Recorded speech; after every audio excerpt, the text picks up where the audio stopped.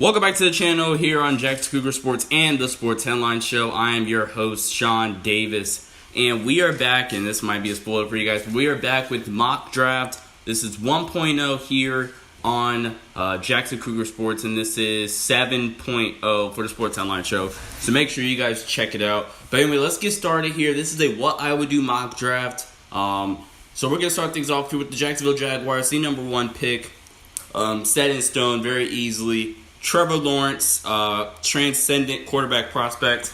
I'm going to have him go to the Jacksonville Jaguars here, number one. Urban Meyer. This is all set in stone here. My draft grade, 7.2. You guys can see those down below in the description. We're going to keep it rolling here. Number two, the New York Jets. They're going to take Zach Wilson here.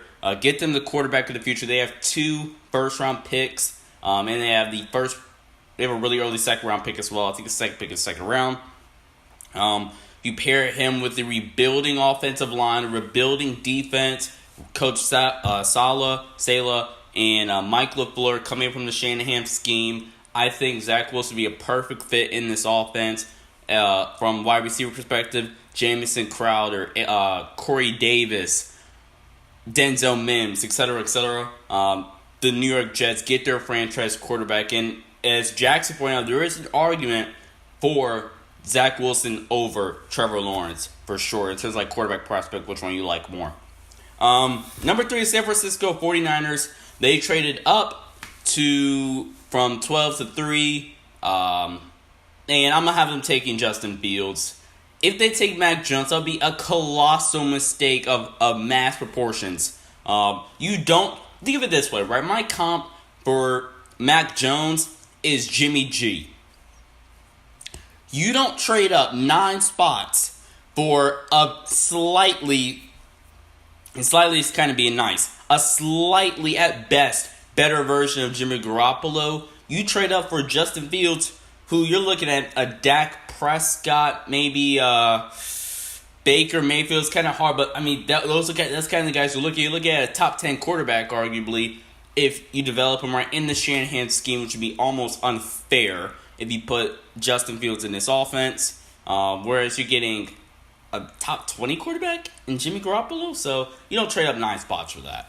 Coming in number 4 here, the Atlanta Falcons are going to pick Trey Lance, quarterback out of North Dakota State. Just like how Pitts talk to the Falcons, here's the thing. Here's the reason why I'm not the biggest fan of Kyle Pitts to the Falcons, is because Matt Ryan's, he's towards the end of his career, where you don't know when you're going to have an opportunity to draft a potential transcendent quarterback that can be a top 10 quarterback in the league and can help lead you to Super Bowls. And Trey Lance practically played in this system, a watered-down version of this system in college, so I definitely have confidence that he'll be able to jump in, not this year, but next year, and take over this offense from Matt Ryan. Number 5 here, we have the Cincinnati Bengals, Penei Sewell. They're going to take Penei Sewell here. This is one of the most mind-boggling picks to me because people are talking about, oh man, hey, Jamar Chase to the Bengals. Oh, the offensive line class is deeper than the wide receiver class. Here's the thing about that, right? The offensive lineman class, especially tackle, is really, really deep. That is true. But what is more likely? You find a all-pro wide receiver in the second round or all-pro tackle in the second round? I think all-pro wide receiver. You'll see from when I get to, you'll have your choice from maybe Kadarius Toney, Diami Brown, Tylan Wallace. You guys all know I like. Diami I didn't have in my top 10, but I really like Diami Brown. These are all guys you could find in the second round that have all-pro. Like if you bank on them. The Bengals, give credit where credit's due. They develop wide receivers at a pretty decent rate. Boyd, Higgins is looking really solid. AJ had a phenomenal career. And others, Ocho, TJ Houshmandzadeh, they've always, especially the past 2 decades or so, besides John Ross, have really developed wide receivers well. So why would you take Jamar Chase here and then get stuck with Jalen Mayfield or somebody in the second round? It's just a mind-boggling pick here for me. Coming in number 6 here, the Miami Dolphins. They're going to take Jamar Chase. You give Tua some help. And we're going to see with the 18th pick. You just can't. I thought about, maybe going Rashawn Slater here, but more I think about it, you just can't. This is a scenario, like, they've worked on the offensive line, they desperately need weapons, and also, they're not the Bengals where they're choosing, Chase or Sewell. They're left with Chase, and you take Jamar Chase, you're not going to knock him at all. Coming in number 7 here, trade alert! Do we have a trade? The New England Patriots see all 4 quarterbacks off the board. The top 4 anyway. Lawrence, Wilson, Fields, Lance. They see them off the board like, crap. There's rumors about the Broncos potentially taking Mac Jones if they're. I think that would be kind of stupid. So the Patriots are going to trade up, and they're going to take Mac Jones, quarterback out of Alabama, excuse me. If you guys can see it at the top, the Patriots trade this year's first-round pick and this year's second-round pick for the Lions pick 7. So that's pick 15 and 46 going to the Lions for pick 7. You go get Mac Jones. Yeah, I was kind of trashing him by saying he's Jimmy Garoppolo. But the Patriots get a top 17 or so quarterback in the league. They're a Super Bowl contender. We seen that. The Patriots is a rare case. I'm like, you know what? Mac Jones, they're a Super Bowl contender if he hits his prime. I mean, he hits his stride.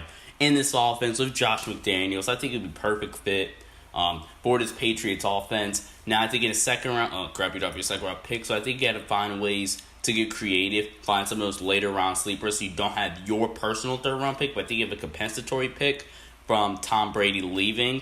Or it's a Calvin. It's one of the two. It's either Calvin Noy or Tom Brady leaving, and ironically, Calvin Noy back. So you got to find ways to still give him some support. You got the tight end straight away, but go fix some of the wide receiver. I don't think Nelson Aguilar really solidifies this wide receiving room. So you get Mac Jones, your tight ends are set, your offensive line is one of the better ones in the league. So you do that, get Mac Jones, you ride out Cam for a year, or 8 games, or however long he can go. Then you bring in Mac. I don't think Cam lasts longer than a year, to be quite frank, unless he returns to MVP form, which again is very unlikely. Number 8 here, the Carolina Panthers. This is a team I was definitely considering Rashawn Slater over Kyle Pitts. But man, I was penciling in Rashawn Slater at Warner, co-host, kind of advice. You know what? Kyle Pitts, if Sam Darnold's going to work out in Carolina, Kyle Pitts is going to be a big reason why. With Joe Brady, you have your Robbie Anderson, your DJ Moore, you have the wide receivers, you have CMC. Put Kyle Pitts in this offense with Joe Brady's the offensive play caller, and this offense is going to be it's going to flourish a lot. And so you do all that. Kyle Pitts, he's not really a tight end. He is a wide end or a tight receiver. He is the most unique prospect we've seen in a long time here. Kyle Pitts, number 8 here to the Carolina Panthers. Number 9, the Denver Broncos. I've mocked this pick, I think, in every single mock draft. You got to take Patrick Surtain. No quarterback available that you want to take. You went wide receiver last year. I think you run it back with Sutton, Judy, Hamler, etc. I don't think you really go offensive line here to get it Slater, but I don't think you go offensive line. Biggest need is corner. Get Patrick Surtain. Go check out our draft video here on Jacksonville Sports and on Sports Headlines Show. Really think you guys would benefit from watching that to hear my more in-depth analysis on Patrick Surtain. I think he'd be great in his scheme defensively. And the Broncos get back to playing some of that defense. And I'm not all the way sure it's time to give up on Drew Lock. Like, the kid's played maybe 18 games? So you barely have a full sample size on Drew Lock. I don't think it's the right time yet to say, screw you, you stupid idiot. Number 10 here, the Dallas Cowboys. We're going to have them taking J.C. Horn, corner out of South Carolina. They just desperately need a corner. There's not much to talk about here. Again, go check out our draft corners video. Let's move on. Alright, sorry guys, had to fix the lighting. I didn't realize the lighting was that bad. Anyway, let's move on here. The New York Giants, they're going to take Micah Parsons. I mocked Jalen Waddle a lot. I think this might be our first mock draft since they signed Kenny Golladay. So I've mocked Jalen Waddle to them a lot. But I don't know. You get Kenny Galladay, you have Sterling Shepard, Darius Slayton. I think you're fine at wide receiver. You could add another one. They could use an edge rusher for sure. You could use a second corner to Bradbury. But to be honest here, I think Caleb Farley is a slight reach, and I don't think he fits the scheme. And if you go edge, I think Gregory Rousseau is slightly a reach, and Kwity Paye is not even. No, he's barf. Continue. I mean, that's no. You get what I'm saying. Micah Parsons, best player available. He's a top 10 pick if you're not accounting the character issues and like the stuff that went on at Penn State, I believe, last year. So, best player available. Going to come in, be an anchor for this defense. Oh my gosh, Julius Peppers, Micah Parsons. Not Julius Peppers. Crap. Forgot his name. Not Julius Peppers. But the safeties. Xavier McKinney, the safety group in general, James Bradbury. You add in Micah Parsons. You have a really nice young core defensively. Number 12, the Philadelphia Eagles. They're going to take Devontae Smith, wide receiver out of Alabama. Roll Tide. Another Bama player off the board here. Jalen Hurts and Devontae Smith. Honestly, don't remember how much Jalen Hurts got to play with Devontae Smith. But, I mean, at least got to practice with each other. Jalen Hurts has some chemistry you would imagine with Devonta Smith. He's going to come in, be that separator. You have more of that gimmicky deep threat in Jalen Reagor. You need a separator to get open for Jalen Hurts, and this is your guy. Also, I think it's better to be proactive than reactive with your offensive line. So another team I really consider Rashawn Slater for. So I'm going to go with Devonta Smith here for the Eagles. A really smart trade back now in hindsight for the Eagles, because, I mean, now you're looking at it and you're like, hey, Devonta Smith's going to be there at 12. We're going to take him at 6. Let's trade back. So, really smart move by the Eagles in hindsight. And let's move on to the next one. All right, next up here, number 13, the Los Angeles Chargers, my Chargers. I'm very, very surprised, especially after what Coach Brandon Staley said in his press conference. I'd be very surprised if we went this route. But in my article I wrote for LA Football Network, me personally, Rashawn Slater, he is just too good of a prospect to pass up on at 13. You solidify that left side of the offensive line. I mean, there's talk about him potentially being able to kick inside. I scouted him and evaluated him as a tackle, but I guess I could see the upside of him moving in a guard if need be.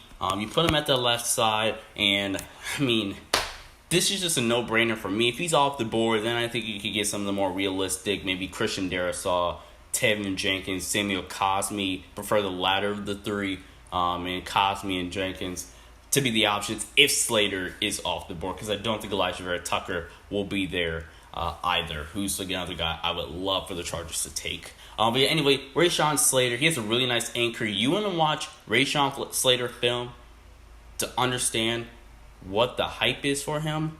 Go check out his game against Chase Young. You'll see what the hype is.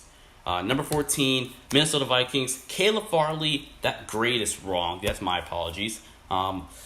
He's taking a dip in his rankings, but not too much. I still think the Minnesota Vikings, yes, you brought in Pat Pete, but I mean, what about the rest of the secondary besides Harrison Smith? Pat Pete isn't all reliable Pat Pete anymore. Cover corner shut down, what have you. Put him in this scheme defensively. I think he's going to do wonders for you, and learn from Patrick Peterson just a little bit. Number 15, trade alert. Second trade of this mock draft. This will be the last trade, just a little spoiler. The Tennessee Titans are going to trade up to 15 once again, and they're going to trade this year's first, so pick 22, this year's third, pick 85, and a 2022 third-round pick to move up to pick 15, take Jalen Waddle to replace Corey Davis. If Jalen Waddle starts to fall past maybe 13 or so, I definitely think a team will trade up to take him, and this just makes so much sense in my opinion. Put him in this offense where you're going to be able to scheme up touches for him in the Kyle Shanahan scheme. Chef's kiss on that one. He will be perfect in this offense. I really, really love this pick. Let's move on to pick 16. All right, pick 16 here, my guy, Elijah Vera Tucker. going to the Arizona Cardinals to protect Kyler Murray. He could play left tackle, he could play guard. You could put him anywhere on the offensive line. Probably, I don't even know. He could probably play center if you want him to. This is just a chess piece where, if the offensive line's a little banged up, you could put an insert Elijah Vera Tucker in anywhere on the offensive line. He'll do wonders for you. Give Kyler Murray some protection. He was running for his life in certain points of the game. Like, it was against the Seahawks. I think the game they lost. He's out there running for his life against the Seahawks, who we all know don't have an elite pass rush. So he solidifies, not completely solidifies, but he helps, makes the offensive line a lot better for you. All right, Raiders Nation, pick 17. Don't destroy me for this. I hope you like it. Let's have a discussion like civilized people. Number 17, Gregory Rousseau to the Las Vegas Raiders. Look, Gregory Rousseau, yeah, we only have 1 year of tape on him, right? But you just got to think about just the raw upside, right? And out of all the guys in this draft class, Gregory Rousseau is the only edge rusher who I honestly feel has the absolute upside to be a dominant edge rusher number one. I really like Azeez Ojulari, but I think you're looking at a mid to high tier number 2 pass rusher to a low tier number 1 edge rusher. I don't think you're getting a bona fide elite number 1 edge rusher out of anybody in this draft class, and the only one I think has the real potential to hit that.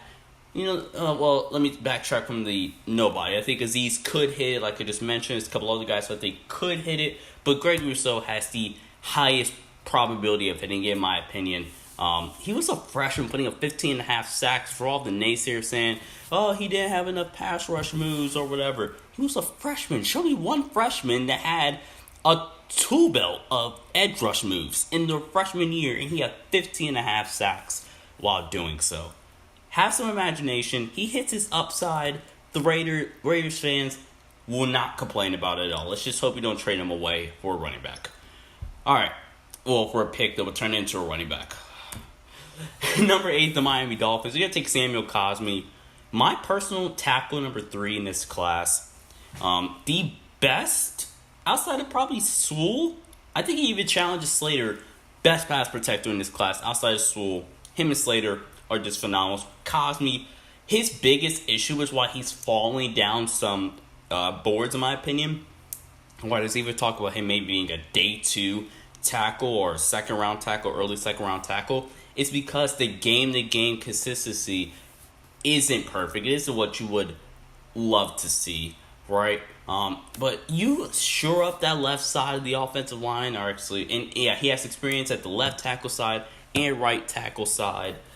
Tua Tagovailoa, you get Jamar Chase and Samuel Cosmi, one of the biggest winners coming out of the first round. And I think if they don't have 2 second rounders, they have 1 second and 2 and then later on the Dolphins. This is a slam dunk in my opinion. Number 19, the Washington football team.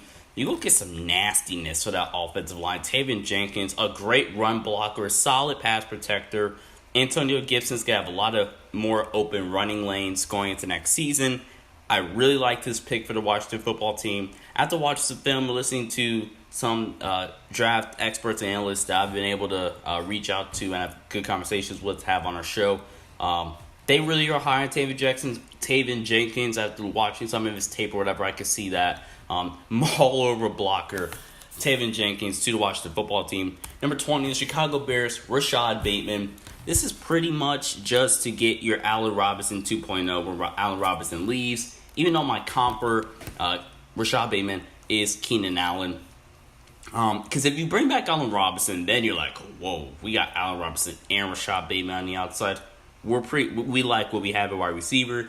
But in the end, probability, Allen Robinson leaves. I honestly think the only reason why he didn't leave is because the wide receiver market was so crap this year. He was like, crap, let me take my money, and then I'll go get paid big time next year.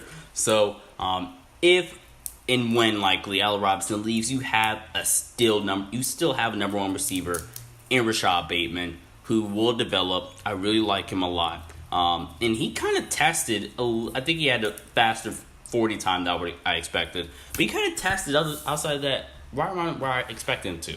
All right, number 21 here, the Indianapolis Colts. They're going to take Christian Darrisaw here out of Virginia Tech. You're going to replace Anthony Costanzo, and once again, your offensive line is right back at being amongst the best in the league.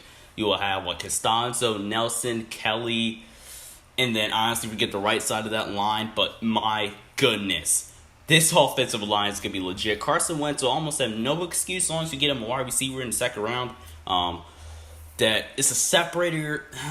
They just need another wide receiver, I feel. Christian Darrisaw here. You could have went maybe Elijah Moore, Kadarius Toney here. I would have understood that. But we're going to go Christian Darrisaw here. You get an offensive lineman here. Again, like I said, probability you get an all-pro wide receiver in the second round is way higher than an all-pro tackle in the second round. Not saying it's impossible, but it's way more likely. Number 22 here, the Detroit Lions. All right, so we wanted to get some nastiness, some knee-biting players, right? You would get Jeremiah Owusu-Koramoah. He plays with a lot of heart. He plays with his heart on his sleeve. You can use him in a lot of different ways. And also, look at the amount of draft capital they stocked up. I just want to make sure I got my numbers right here. You get additional third for this year, additional second for this year. So now going into the second round, you have New England's second, you have your second, and you have your third and Tennessee's third, and you have Tennessee's third next year. This is a slam dunk. You get some nastiness defensively. You could consider Rashawn Slater at 7 to give you one of the best offensive lines in football, sneakingly. You get the draft capital. You don't go quarterback. I don't think there's any way you go quarterback here for the Lions because the vibe I'm getting is they want to rebuild the culture, rebuild some of this defense and the offense, and then you get your rookie quarterback, and then you start the clock, right? I don't think they want the pressure, especially year one, of having to develop a young quarterback. Number 23, the New York Jets. You're going to get Azeez Ojulari, and I think this really solidifies your edge rush, your pass rush. You would have Carl Lawson, who, again, I really like. Go check out Film Breakdown for Jack's Cougar Sports. And Azeez Ojulari on opposite sides. Chef's kiss. You could go corner here, but I'm holding out because I really do think Rich Sherman's going to sign with the Jets. So I'm holding out for now. You get Azeez Ojulari, solidify that pass rush spot for your team. And this is just a great deal. Great take here, and your team is going to reap the benefits of it. Number 24 here, the Pittsburgh Steelers. You're going to take Najee Harris. I typically don't like going running back in the first round. But, man, if you're going to win, you need some playmaker out of the running back spot. Just lost James Conner. That running back room is god-awful right now. And, again, I really don't like running back. But goodness gracious, you get Najee Harris, and you move on. I don't really like getting running backs here in the first round. But Najee Harris, underrated out of the backfield, great vision, really elusive. You get Najee Harris to the Steelers. Take the load off of Ben Roethlisberger's arm next year. Pittsburgh is right back in this mix of things. 25, Jacksonville Jaguars. I've mocked this pick for a while now. Liam Eichenberg to the Jaguars. You get him. Now you're starting. I think you have Cam Robinson, maybe a right tackle. Liam Eichenberg at left tackle. And now your tackle spots are solidified. Trevor Lawrence might not have to run for his life all year next year. Liam Eichenberg, mediocre to average run blocker, which is why he's falling. And he has to pass blocking, pass protection to be a top 20 pick. But he's falling to the second round for some mocks because of the run blocking ability. But I think you really just need another pass blocking tackle to protect Trevor Lawrence. So you don't have Joe Burrow 2.0. Yeah. There goes my shade for the Bengals. Number 26, the Cleveland Browns, Zaven Collins. The Browns are scary next year. The offense is set. Maybe some depth pieces at the positions. But they're scary next year. If you get Zaven Collins for this defense, watch out. Let's move on to the next one. All right, number 27 here, the Baltimore Ravens are going to take Landon Dickerson. This might be a little bit of a shocker to you.